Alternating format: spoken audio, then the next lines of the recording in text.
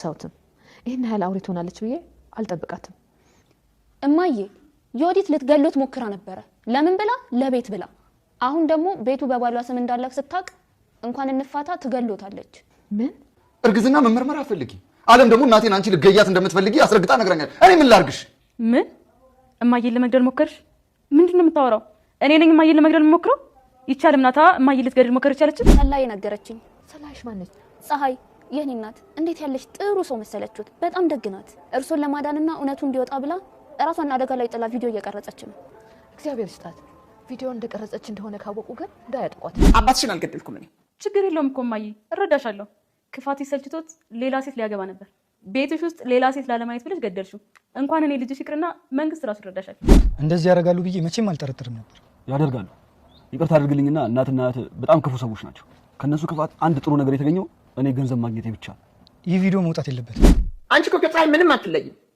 ተንከሲስ እለያለሁ እንጂ እማዬ እኔ ልጅሽ፣ እሷ ደግሞ ሰራተኛ ነች። በልጅና በሰራተኛ መካከል ያለ ልዩነትን አላውቅም ማለት ያስነውራል። ዝም በይና ትርፍ ንግግር አትናገሪ። አሁን ከቤት ይውጭልኝ። ምን ይዛልኝ መጣ? ሙዝ ነው። ሙዝ ናት። እንደው ለነገሩ የሚስትህ እናታማ ሙዝ ይዘህ ትመጣለህ? እስቲ በደንብ አድርገኸኝ። ጦጣ መስልሃለሁ እንዴ? ኧረ አይመስሉም። እኔ መች ወጣኝ? ለመሰልኩህማ ነው እንደ ዝንጀሮ በሙዝ ልታጣልለኝ የሞከርከው። ሰላም ነው። ሰላም። እዚህ ስልክ ውስጥ ያለው ቪዲዮ ምን እንደሆነ ታውቃለህ? ስለ ቪዲዮ እናውራ። ቀረጽሻቸው ነው? አዎ ዮዲትና እናቷ አንድ ላይ ሆነው አሰርሽን ለመግደል ሲናዘዙ ቪዲዮ ቀርጻቸዋለሁ። የት አባታቸው ዋጋቸውን ያገኙት? የት አለ ቪዲዮ?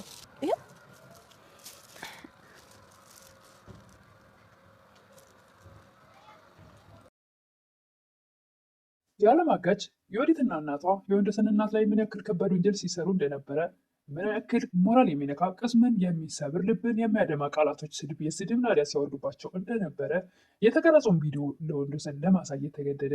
በመጀመሪያም የዮዲት ወንድምን 23 ሚሊዮን ብር ከሰጠኝ ቪዲዮውን ለማንም አላሳይም፣ ሜዳ ላይ አይመጣም በማለት ሲነግረው፣ ነገር ግን የሁላ ገንዘብ ከየትም አይመጣም በማለት እንግዲያውማ የዮዲት ባል ከገዛኝ ለራሱ የእናቱን ግፍና መከራ ማየት አለበት በማለት የሚል ውሳኔ ወስኖ ወንደሰን ጋር ሂዶ ቪዲዮ የያዘውን ጉድ ብታቅ በማለት ቪዲዮውን ለማሳየት ተገደደ። ሰላም ጤና ይስጥልኝ። ውድና የተከበራችሁ መላው ዓለም ኢትዮጵያውያን ተወዳጆች ነው። እግዚአብሔር ይመስገን ደህና ነኝ። የእናት ግፍ ድራማ ክፍል 33 አብረን እናያለን። የባለፈው ክፍል ዓለም አጋቹ የቀረጽኩትን መረጃ ስለያዘብኝ አንቺ ቀረጭና ተባበሪ፣ መረጃ ያስፈልገኛል በማለት ለጓደኛው ለፀሐይ ስልኳን ሰጥታ እንድትቀርጻት አድርጋ ነበር።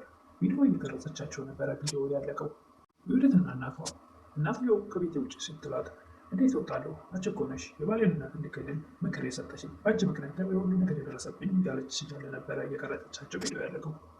ከአንተው ክፍል ፀሐይ ቀርጬልሻለሁ፣ ጥሩ መረጃ አገኘሽ፣ ከዚህ በላይ ምን መረጃ አለ እያለች ለጓደኛዋ ለዓለም ወስዳ ስትሰጣት፣ ዓለም ስልኩን ከፍታ ስታይ ምንም የተቀረጸ ነገር የለም። ነገር ግን እሷ ቀርጻ ነበረ። ነገር ግን ፀሐይ ቪዲዮውን ሴቭ አላደረገችውም፣ የቀረጸችውን ወይም ደግሞ ቀይ የሚያበራውን አልነካችውም። ዝም ብላት በስልኩ እያየቻቸው እንደነበረ ፀሐይ ዓለም እየነገረቻት ነበረ። እንደዚህ ሴቭ አላደረግሽውም። ዓለምም ፀሐይን ካሜራ የሚቀረጸው እንደዚህ ነው እያለች ጓደኛዋን ፀሐይን እያስረዳች ነበር። ቀርጻሽ ቢሆን ኖሮ አየሽ፣ እኔ አሁን ወደ ፖሊስ ጣቢያ ነበር፣ እኔና ማየም ነፃ ነበር። ፀሐይን በቃ ችግር የለም፣ አሁን አቀራረጹን ስላሳየሽኝ በሚገባ ቀርጬ አሁን በድጋሚ አንቺና የምትወጃቸው እናትሽን ነፃ አወጣችኋለሁ በማለት ቀጥ ብላ ወደ ዮዲት ቤት ትሄዳለች።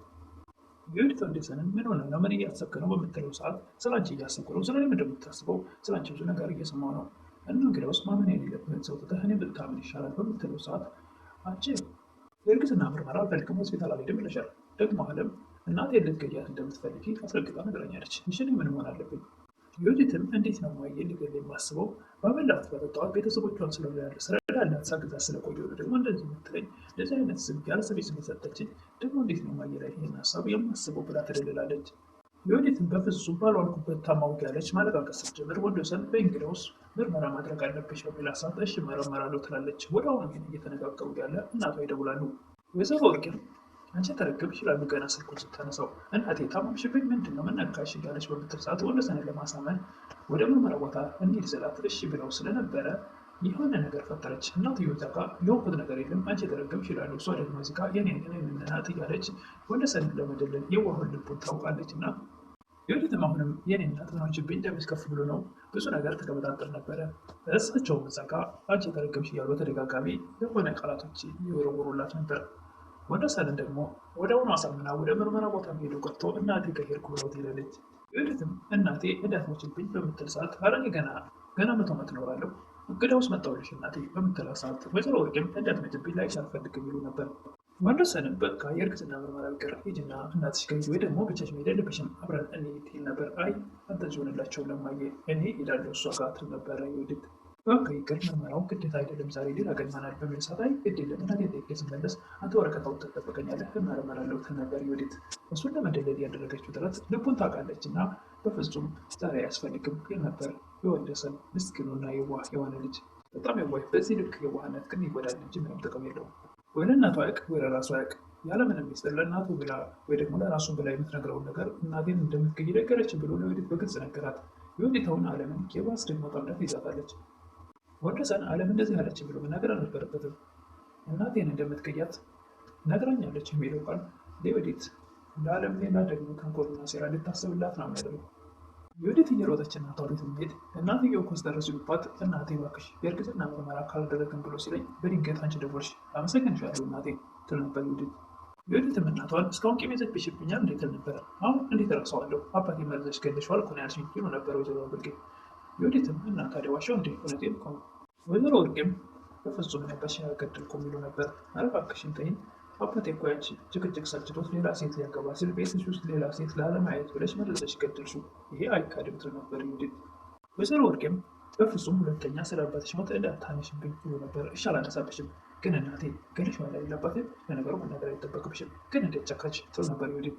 ነገርሽኝም አልነገርሽኝም እውነታው አይካድም ደግሞ ለማንኛውም ለምንድን ነው ማታምኝ ለምን አትነግሪኝም ትል ነበር ዮዲት። ኧረ እኔ አላምንሽም ድሮ ደግሞ እናቷን በስድብ የምታራክስ ልጅ እኔ በፍጹም የለችኝም እንዳንቺ አይነት ልጅ በፍጹም ሊኖረኝም ማድረግ አልፈልግም።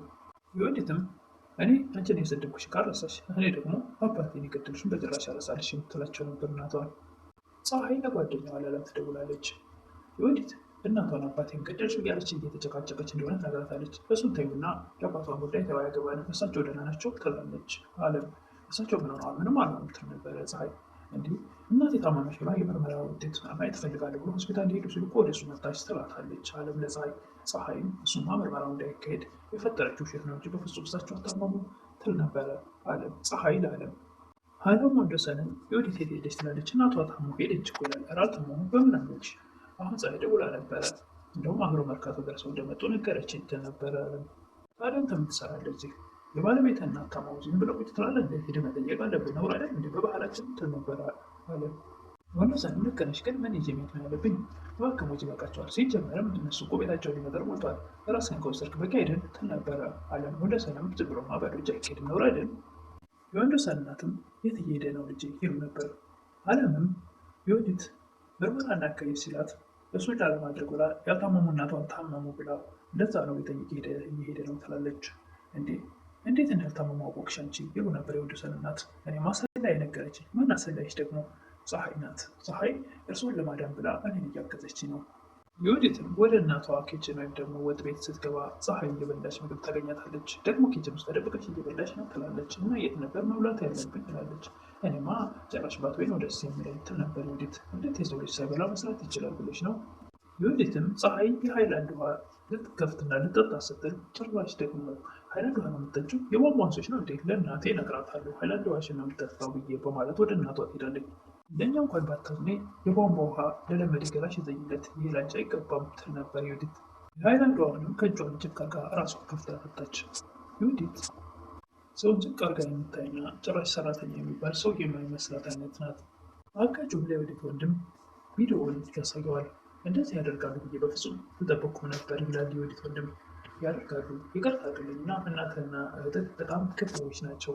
አጋጁም አንድ ጥሩ ነገር የተገኘው ግን እኔ ገንዘብ ማግኘት ነው ይል ነበር። የዮዲት ወንድምም ይህ ቪዲዮ በጭራሽ መውጣት የለበትም ይል ነበር። አጋጁም እንዳይወጣ ከፈለግ ገንዘብ መስጠት አለበት። የዮዲት ወንድምም የጠየቀው ገንዘብ በጣም ብዙ ነው። አይ በፍጹም ብዙ አይደለም፣ እናትና እህትህ ከሰሩት ወንጀል ሲነጻጸር እንደውም በጣም ትንሽ ነው ይል ነበር አጋጁ። 3 ሚሊዮን ልስጥ ይላል። 3 ሚሊዮንማ ገና ድሮ እናት ሰጥተው ነበር። አጋጁም እናትህና እህት ግን በሚዲያ እንዳይገለጹ ከፈለግ 23 ሚሊዮን ብር አምጣ ይል ነበር። ዮዲትም ለእናቷ እናቴ ሰራተኛሽ ሃይላንድ ውሃ ለመጠጣት ታውቂያለሽ ይል ነበረ። አውቃለሁ ከታረፈኝ ትጠጣለች። የተረፈች ምንማ ጥሩ ነበር። አዲስ ነው ከፍታ ስታገኟት እንዴት እንደናደደችኝ። ምን አደረግሽው ይላሉ ወይዘሮ ወርቄ። ቀማዋትና ጠጣሁት። ለምን እንደምትቀሚያት አንቺ ከሷ በምን ትችያለሽ? ይህኛው ግሩፕ ያለ ወንደሰን ይደውላል። እመጣለሁ ለማየት አለብኝ አባዬን መጠየቅ አለብኝ በሚል ሰዓት ኧረ አሁን ተችሏታል መምጣት አይጠበቅብህም ትል ነበር። ወደ ተጨራሽ መምጣት አለብኝ ብሎ ሲያስገድዳት እሺ በቃ ናትላለች። እናቷንም ወዲያው እባክሽን ያመመሽ ሰው መስለሽ ተኝ በማለት እሳቸውን ቢብሏትም ለምና አውጭኝ ከዛር ለዛሬ ብቻ ብላ ለምና እሺ ብሎ የታመሙ ሰው መስለው ይተኛሉ። ወንደሰንም እሳቸውን ሊጠይቅ ይመጣል። የወዲት እናትም ወንደሰን ገና ሲገባ ምን ይዘህ ሊመጣ ይላሉ። ሙዝ ነው ይላሉ ወንደሰን። እንዴ እስቲ በደንብ ጦጣ መስላለሁ እንዴ? እንዴት ነው አንተ እንደ ዝንጀሮ በሙዝ የምታታልለኝ? ደረቅ አይፈረድብህም። ሰው ያለውን ነው የሚያመጣው። ልጅ ሀብታም ባል ታቀባ ኑሮ በጊዜ ይመጣ ነበር። ወይዘሮዎችን ካላስቸገርኩህ ሙዝ ይዘህ ተመለስ፣ ምክንያቱም ኪስ ባዶ ነው። መመለሻ ታክሲ እስከየት ታመጣለህ ይላሉ። ሞራሉን የሚነፋ ቃላት ይናገሩት ነበር። ወንደሰንም ከአንደበቱ ምንም ነገር ማውጣት አልፈለገም። አንገቱን አገርግሮ ያዳምጣቸው ነበር። ያለን ገንዘብ እንደሆነ ግማሽ ኪሎ ሙዝ ይዘበት መጥቷል። ለታክሲ ምንም የለም እያሉ ይደጋግማሉ ወይዘሮ ወርቄ። ወንደሰንም ደግሞ እንዳለኝ እንደሌለኝ እኔ ኪስ ያውቃሉ በማለት ቃላት ቢጀምርም ነገር ግን ሊጨርሰው አልፈልግም። ወንደሰንም ብዙ ሳይቆይ ምን አለበት እዚህ ቤት ባልመጣ የሚያስብል ቃላትን የተናገሩት ብሎ የውስጡን በውስጡ ፍና አድርጎ ወዲያውኑ ከቤታቸው ወጥቶ ይሄዳል። ወይዘሮ ወርቄም ወዲያውኑ የለበሱትን በሽተኛ መስለው የለብሰውት የነበረውን ጋቢ ወደዛ ጥለው ይዞት የመጣውን እየተወጣ የተባለውን ሙዝ ወዲያውኑ ይጠርጉት ነበር። ወይዘሮ ወርቄም ልጃቸው ወደ ቤት ሲመጣ እና ብዙ እንብላ ልጄ ይሉ ነበር። እባክሽ እማዬ አንቺ ብሉ፣ ምናልባት እስር ቤት ስለምትገቢ የመጨረሻው ምግብሽ ሊሆን ይችላል በዚህ በቤት ይችላት ነበር። ምነው ልጄ ምነው ልጅ ታመኛለኝ ይሉ ነበር ወይዘሮ ወርቄ። የሰራችሁትን ወንጀል አጋቹ አሳይቶኛል። በዚህ ልክ እንደዚህ አውሬ ትሆናላችሁ ብዬ አስቤ አላውቅም ነበር ይላቸው ነበር ልጃቸው። አንዲት ምስኪን ሴትዮ ላይ የምትበላው ምግብ መርዝ ትጨምራላችሁ ትል ነበረ ወይዘሮ ወርቄ ልጅ። እሳቸውም ሴትዮዋ እኮ እንዳይጠሳት ብትል ጥሩ ነበር፣ ችግሩ ቪዲዮ ነው። ወይዘሮ ወርቄ ልጃቸውን በቀላሉማ እስር ቤት ስገባ እናትህ ዝም ብለህ ማየት የለብህም ይሉ ነበር። ምን ማድረግ አለብኝ በሚላቸው ሰዓት ና ብሩን ልስጥህ ብለህ ሰጥተህ ጠርተኸው አናቱን ብለህ ግደለው ይሉት ነበር። እኔ ሰው ከሚገድል ራስ